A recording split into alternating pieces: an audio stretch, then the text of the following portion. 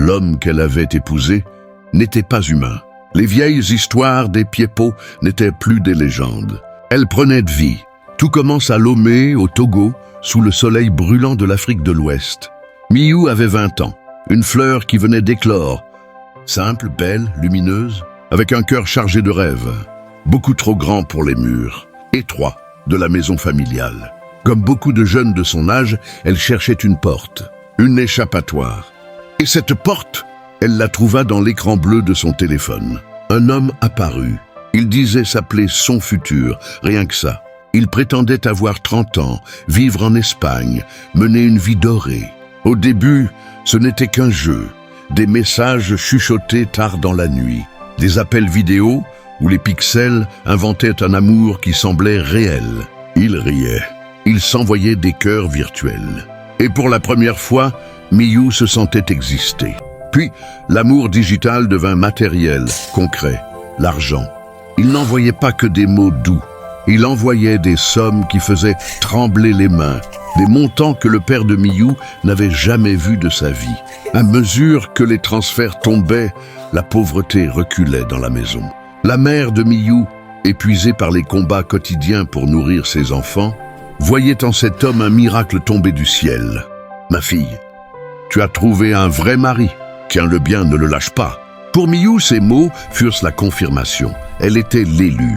Elle loua un appartement luxueux à Beapota, comme il l'exigeait, préparant son arrivée triomphale. Elle ne savait pas encore qu'elle érigeait le décor de sa propre tragédie.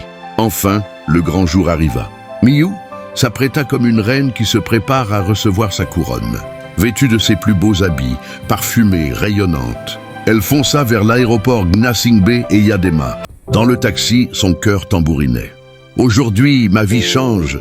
Aujourd'hui, l'Espagne vient à moi. » L'excitation chassait toute prudence. Dans le hall d'arrivée, elle scrutait la foule, impatiente de voir l'homme séduisant, de 30 ans qu'elle connaissait par écran interposé. L'avion atterrit. Les passagers sortirent, mais son prince n'apparaissait pas. Paniquée, elle appela. Sa voix à lui était calme, trop calme. « Oh, regarde bien. Je suis là, en chemise bleue. » Elle se figea. Son souffle s'écrasa dans sa poitrine. Ce n'est pas possible. Un vieil homme la regardait, sourire large, bras ouverts, comme s'il possédait déjà son âme. « Ma chérie, viens, c'est bien moi. » L'instinct de Miyu criait « Fuis !» Mais la voix de sa mère résonnait encore, plus forte que la peur. « C'est la chance de ta vie. Accroche-toi. Un vieux riche vaut mieux qu'un jeune pauvre. Regarde son niveau, pas son âge. Demain, tu seras en Espagne. » Ce jour-là, Miyu vendit sa conscience. La résistance ne dura pas. Quelques jours après la scène de l'aéroport, le vieil homme revint, non pas avec des excuses, mais avec une arme redoutable, 8 000 $ en liquide. Il posa l'argent sur la table, simple, froid, un geste qui scella le destin de la jeune fille. Miyu regarda les billets, puis ses frères, puis les murs fissurés de la maison.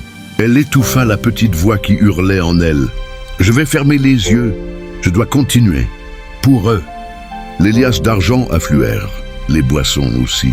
La famille accueillit tout, aveuglée par la lumière crue de l'opulence, sans savoir qu'il venait d'ouvrir la porte à l'inhumain.